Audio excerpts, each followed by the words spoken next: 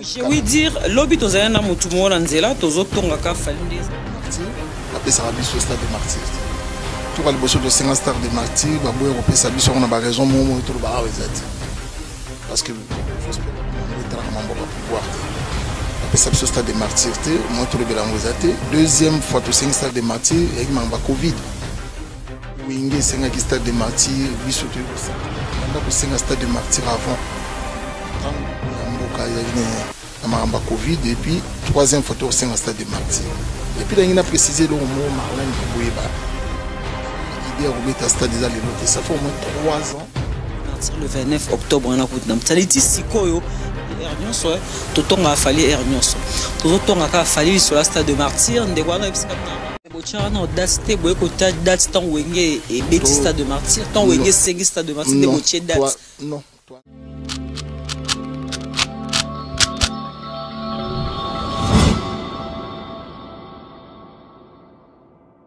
Je veux dire, l'obit aux aïens n'amoutou moranzela, tous autres tonga falindé zara. Az artiste amené en boka, tu veux aller soit falli ernion soit tout tonga falli ernion soit. Tous autres tonga falli sur la stade de martyr, ndekwana ebisika na marine l'autre témoin des ana. Ba pesi ba du stade de martyr le 29 octobre on a koutnam. Taliti sikoyo falli pour pas azo négocier na nunde stade de martyr ba pesi en pour le 29 octobre.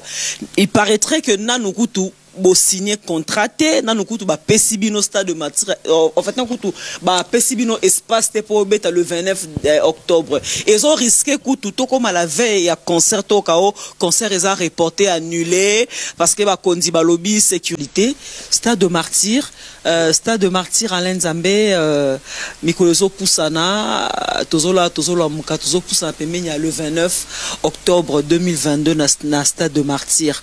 Alors nalinga ki un peu na eba idée wana ya robeta stade de martyr et utaki wapi parce que te belé pe ba lobby voilà boche libaya karapo wenge pe ba beti na stade de martyr est-ce que bino bo otondisa ndenge wenge atondisaki mais côté msupe to que non voilà fali pour muta banda idée à stade de martyr avant kutu wenge et à Robert dans stade de martyr moi polémique mot et ça là à côté on a on me peut expliquer surtout idée à Robert à stade de martyr pourquoi pendant si longtemps parce que stade de martyr et bête à souté ça il faut qu'on se le dise depuis ba Afdel ba Mouzé Laurent Désiré Kabila ba Kotara et tout ba concerne stade de martyr et bête à souté alors fallait pour pas pourquoi idéana likantiwana kara lelo abeta stade de martyr et ça pour Monica commis vraiment na sommet ou bien voilà, c'est ça ma question. Ah, Marlène Kassanga. Non, vraiment, idée à couvrir un stade de martyr. On a binoto sanité.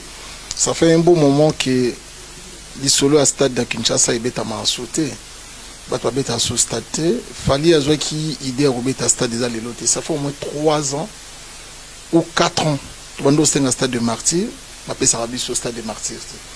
Tout le bosso de 50 stars de martyr. Babou européen ça bis on a pas raison mon et tout le bar parce que j'espère boyibi que biso de ngoko ta beaucoup plus pour na mambo et tra mambo ba pouvoir te après ça au stade de martyr te moi tout le belangozate deuxième fois to 5 stars de martyr et mamba Covid moi tout le stade de martyr a été contenu à mboka ya na mamba Covid et puis troisième fois to 5 stars de martyr et puis là il a précisé le mot Marlène pour boyiba biso to 5 stades de martyr peut-être pour wenge 5 stades de martyr biso to 5 stades de martyr après wenge non to banda ko 5 stades de martyr avant tango bande ko na biso wenge ba 5 stades de martyr mais bochara na date boye ko date tant wenge et beti stade de martyr tant wenge 5 stades de martyr de boche date non to annonçaka déjà date biso de to changer qui date d'accord to changer date compte tenu ba travaux bando c'est mon stade de martyr ba pesa biso date et vous a libre et on to changer mais tout côté de mode sur le stade de martyr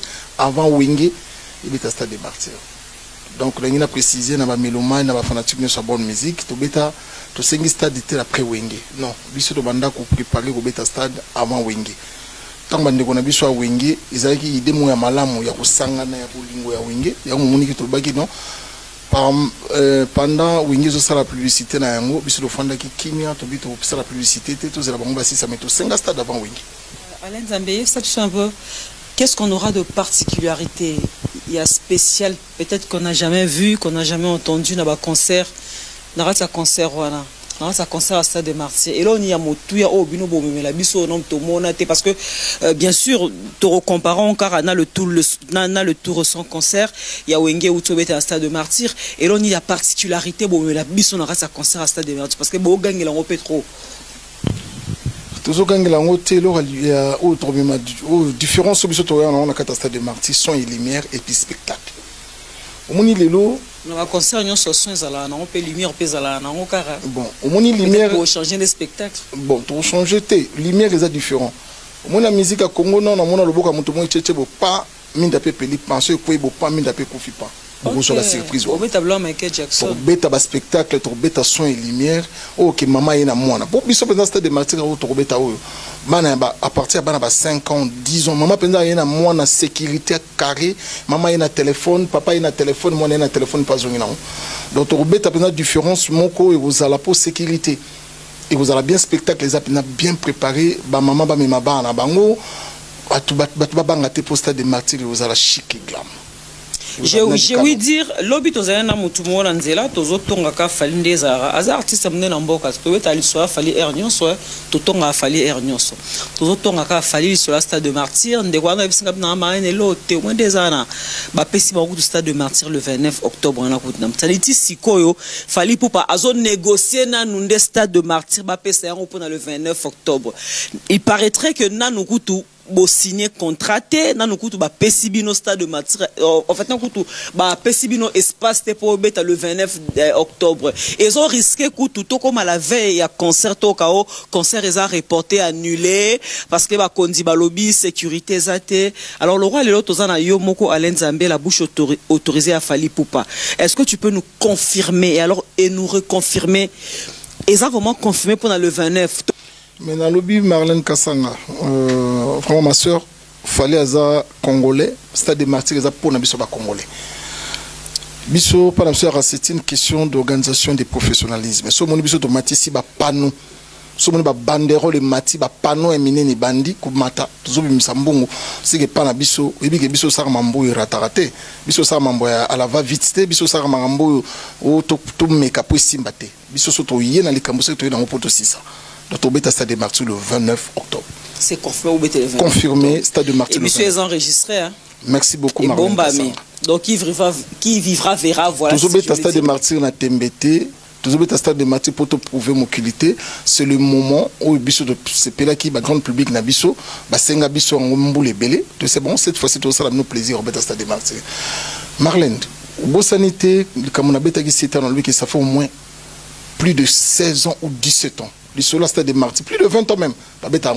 Depuis Musée Laurent. Depuis Musée Akenda, il fallait qu'à Bissotoya, tout ça va public na biso po ba oh nous sommes basenga biso sala.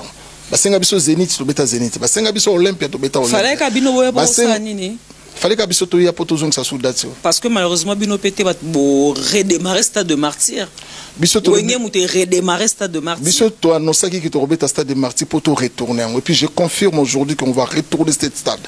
Tant que vous allez retourner, ça veut dire quoi? Parce que tu habites tous à Moutou, na sema kolikolo. Donc, tu buka yango na nyos, na son, na spectacle, na makambutu. On va retourner ce stade. Mon le 30. Donc, tu as raison pour retourner ce stade. On va retourner. Pour retourner stade. Voilà. Donc après concert wana comparativement effectivement na wenge nenge beta qui ça dit bito wengi bossa la plus que wenge. Non, tous en la comparaison. Tous en la comparaison. Concurrence les appelle moi bien. Tous beta concert pour la concurrence. C'est qui le producteur de ces spectacles? Maman. Fally Ipupa et Moko. Fally Ipupa et Moko. Producteur azana bobara kombo totanga te parce que producteur azate producteur de bikiza Fally. Tangela so kombo. Producteur na biso ba sponsor so mona ba MTN. Producteur à spectacle ana ezanani azate.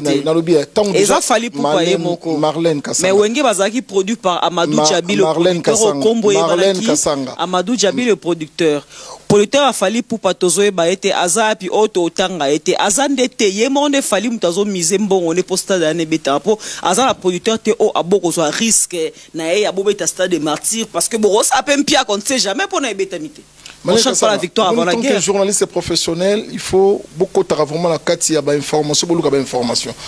Mon temps OK na ba panneau to ba panneau na biso on a tout est là. Tout est là, ça veut dire tout. On a combo ya ba sponsor. Combo à producteur né na lina tam suna tangi panotin. Biso toye abate pour autant à producteur mais ce qu'on est mambweni ou bien changer. Producteur a Wengeza qui Amadou Djabi. Biso producteur na biso to beta stade. Donc bozana producteur. Bozana ba sponsor. Producteur eza fali poupa. Menzimat. Marlène Kassanga. Soit contredire ngai pesa comme producteur. Marlène Kassanga. Ce que ça peut fali to boya te parce que biso zana. Donc producteur mort abonné comme Misembo on est poisson banga brosa pempia parce que ebi Amadou Djabi il a pris le risque. Il y a un misé mbongo parce que Wenge koka qui peut ko sala mpiaka. Tu sais, un producteur c'est quelqu'un qui prend le risque parce que il sait pas quand ça va se dérouler comment, est-ce que Eroton dao et ton daté. C'est ça un producteur, c'est quelqu'un qui aime prendre le risque. Producteur a Wenge Amadou Djabi azwa qui risque tam su Wenge pelinga ton tsanangote. C'est quoi apparemment net si producteur mort ali ko zo risque pour la fali à Musambo on a. Est-ce que vous avez que F victime era maison de production. Les entreprises à mon F victime. Ils allaient coordonner par Nani Fali Poupa. Ils ont coordonné par Fali Poupa. Voilà. Marlène Kassanga Fali Poupa ali membre. Ali membre la carte F victime. F victime ils ont pas sponsor et belé sur la bande tang. Naza Mokonzia F victime. Artiste mon ne pas Fali Poupa aux producteur. Naza numéro 1 F victime. Sur les bande choqué batouté. Orchestre Fali comme on dit. Biso dans l'orchestre dans la groupe d'accompagnement. F victime il n'y aura jamais orchestre. Ezaranini. Ils ont la maison de production. Maison de production et qui en est les patrons? Ils allaient maison de production et alliés à qui est le patron de cette maison de production? Tu me rejoins. Oui, tu me rejoins. Marlène parce que le lobby n'a producteur à concert on les a F victime. F victime au patron nango ezali Fali Poupa. Donc ça veut dire que c'est Fali Poupa lui-même qui s'autoproduit au stade de partir. La producteur. La conférence de presse. Producteur moroté à boy au misé. La conférence de presse. La conférence de presse au combat producteur. Oh, on silika. Non, même. Nazon si micro.